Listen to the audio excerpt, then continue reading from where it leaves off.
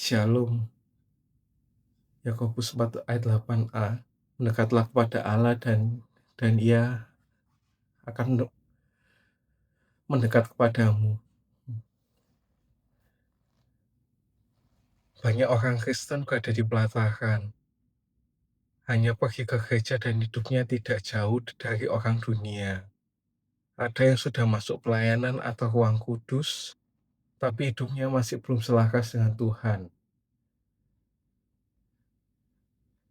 Jangan menjadi orang Kristen yang berhenti sampai ruang kudus, tapi harus masuk di ruang maha kudus, yaitu kita menjalin keintiman dengan Tuhan. Jadi jangan cuma di pelataran loh, di ruang kudus, tapi di ruang maha kudus juga ya. Untuk menjalin keintiman dengan Tuhan. Apa sih ciri-cirinya orang yang selalu bergaul karib dengan Tuhan? Yang pertama, yaitu selalu rindu dengan Tuhan. Kangen tuh bicara soal hati. Kalau sedang kangen, tapi kita tidak bisa ketemu, pasti rasanya gimana gitu. Rasanya sangat sakit gitu ya. Nah, kalau kita tuh mengalami kasih yang mula-mula, kita akan selalu ingin ketemu dengan Tuhan.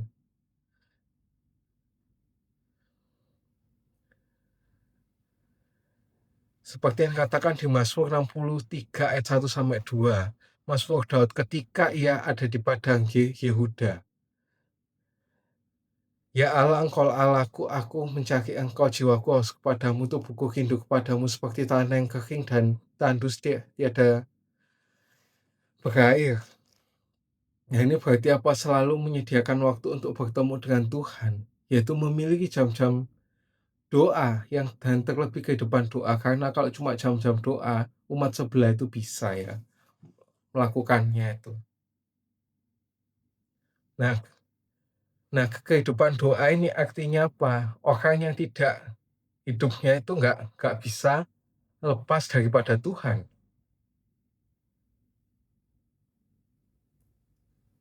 Jadi kita tuh harus punya kehidupan doa, bukan hanya jam-jam doa, karena jam-jam doa itu kita hanya mungkin secara formalitas saja sama Tuhan. Tapi kalau kehidupan doa, itu pasti kita tuh punya hubungan intim dengan Tuhan, gak cuma di jam-jam tertentu, kayak seakan-akan Tuhan tuh cuma bisa ditemui di jam-jam tertentu aja ya. Terus yang kedua, selain kita tuh selalu rindu dengan Tuhan, ciri-ciri orang yang bergaul dengan Tuhan itu adalah hidupnya menyatu dengan Tuhan Yesus. Seperti yang dikatakan di Yohanes 14 ayat 20 ayat 21 dan 20 14 ayat 20, 21 dan 23. Pada waktu itulah kamu akan tahu bahwa aku dalam Bapa-Ku dan kamu di dalam aku dan aku di dalam kamu. Barang siapa memegang perintah-perintahku dan melakukannya, dialah yang mengasihi aku, dan barang siapa mengasihi aku, ia akan dikasihi oleh Bapa-Ku. Aku pun akan mengasihi dia dan menyatakan diriku kepadanya. Jawab Yesus, jika seorang mengasihi aku, ia akan menuruti firman-Ku, dan Bapa-Ku akan mengasihi dia, dan kami akan datang kepadanya dan diam bersama-sama dengan dia. Nah, orang yang bergaul karib dengan Tuhan akan melakukan perintahnya atau menjadi pelaku firman. Kita itu bisa juga membaca firman Tuhan setiap hari dan kita renungkan. Memang kita itu nggak bisa melihat Tuhan, tapi kita bisa merasakan Tuhan hadir di setiap langkah hidup kita. Nah, orang yang bergaul karib dengan Tuhan itu pasti akan melakukan perintahnya loh ya. Nggak mungkin dia itu nggak melakukan perintahnya, apalagi orang yang bergaul dengan Tuhan itu pasti kan ngasih Tuhan dan hidupnya juga menyatu dengan Tuhan Yesus gitu ya. Jadi juga dikatakan di Galatia 2 ayat yang ke-20 ya. Nah, terus yang ketiga, hidupnya itu menghasilkan buah. Seperti yang katakan di Yohanes 15 ayat keempat, tinggallah dalam aku dan aku di dalam kamu, sama seperti kanting yang tidak dapat berbuah dari dirinya sendiri. Kalau tidak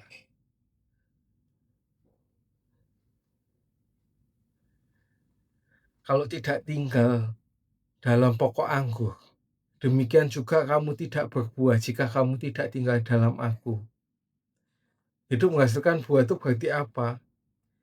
Hidup yang sesuai dengan kehendak Tuhan, bukan keinginan daging, dengan taat pada firman Tuhan dan peka terhadap tuntunannya, dan juga menjadikan perjalanan sehari-hari untuk memuliakan Allah, bukan sekedar ritual. Buah itu dari apa sih?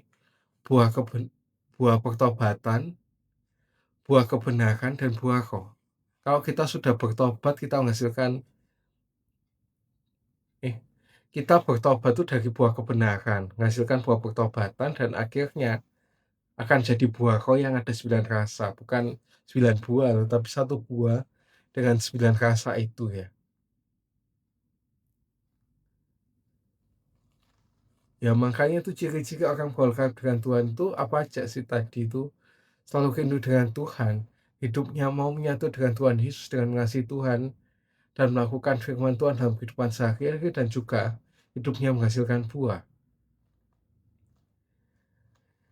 Nah, terus apa sih yang diterima oleh orang yang hidupnya itu bergaul karib dengan Tuhan? Yang pertama, orang yang intim dengan Tuhan akan pasti ikut pengangkatan atau rapture. Ya, maka itu nanti kita antara itu pre-tribulasi, mid-tribulasi, atau post-tribulasi. Tapi kita yakin pasti kita itu diangkat gitu loh, gimana pun gitu loh. Antara tiga itu kan pasti antara dari ketiga itu tuh gitu. Seperti yang dikatakan di Kejadian 5 ayat 24, dan Henokh bergaul dengan Allah dan tidak ada lagi sebab ia telah diangkat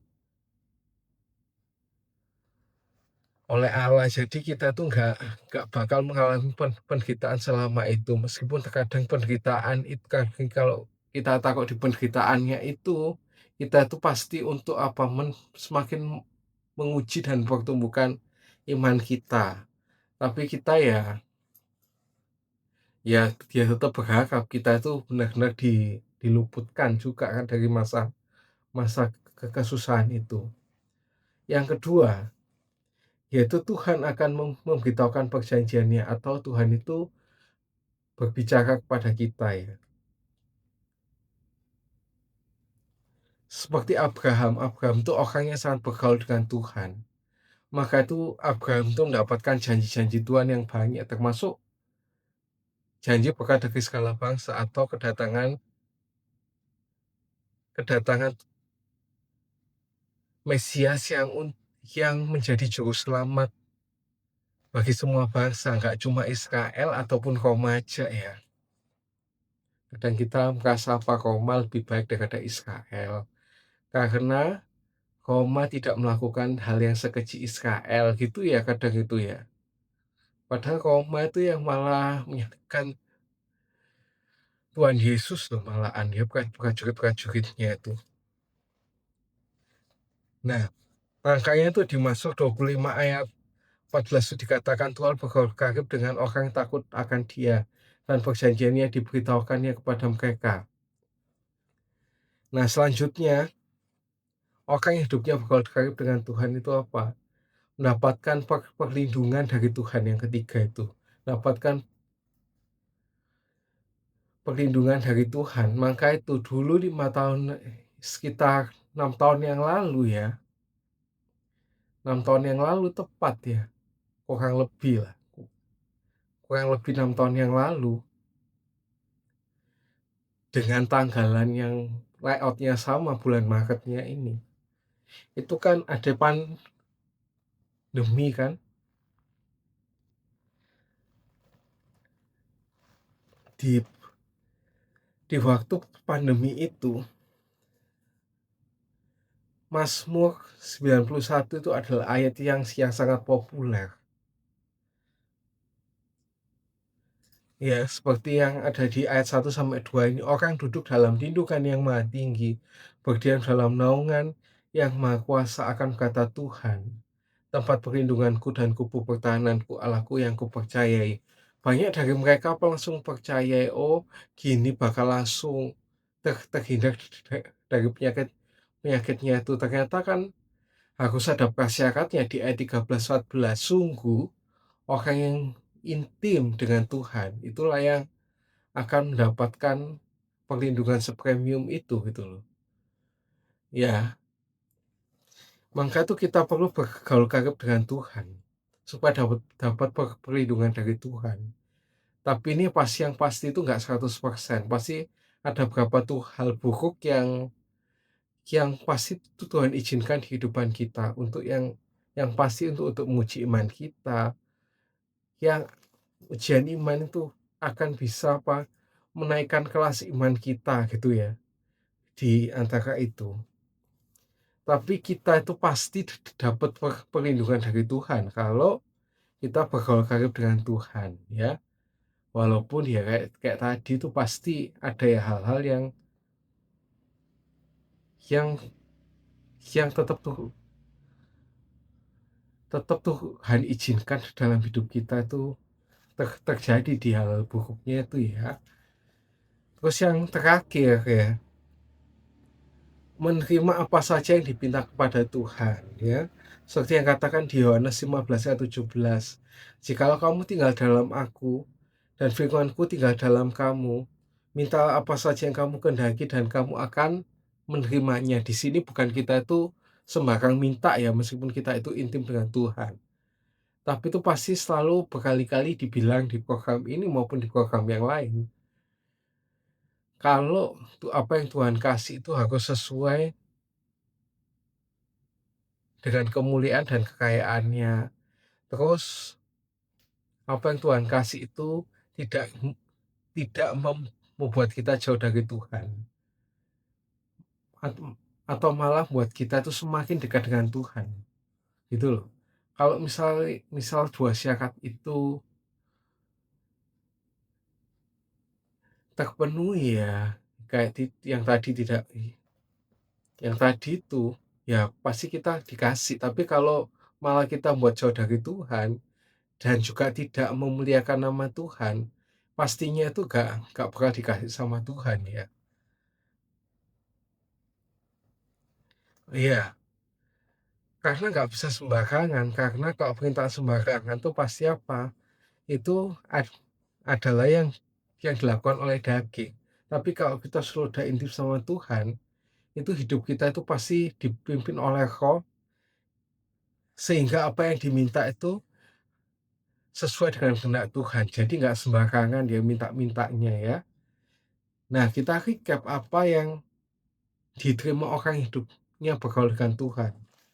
Yang pertama pasti ikut capture ya, kapanpun terjadinya, kita akan siap. Yang kedua, Tuhan itu memberitahukan perjanjiannya, Tuhan akan memberikan janji-janji Tuhan kepada kita, yang secara private untuk kita ya, tapi nggak selalu yang positif ya pastinya ya. Yang ketiga, mendapatkan perlindungan dari Tuhan. Walaupun nggak sepenuhnya, karena pasti Tuhan izinkan beberapa hal buruk terjadi dalam kehidupan kita ya, untuk supaya kita itu lebih dekat sama Tuhan. Yang terakhir itu menerima apa saja yang diminta kepada Tuhan. Nah, karena hidup kita dipimpin kok, jadi apa yang kita inginkan tuh nggak mungkin sembarangan. Jadi selalu apa yang sesuai dengan kehendak Tuhan ya. See you and God bless you.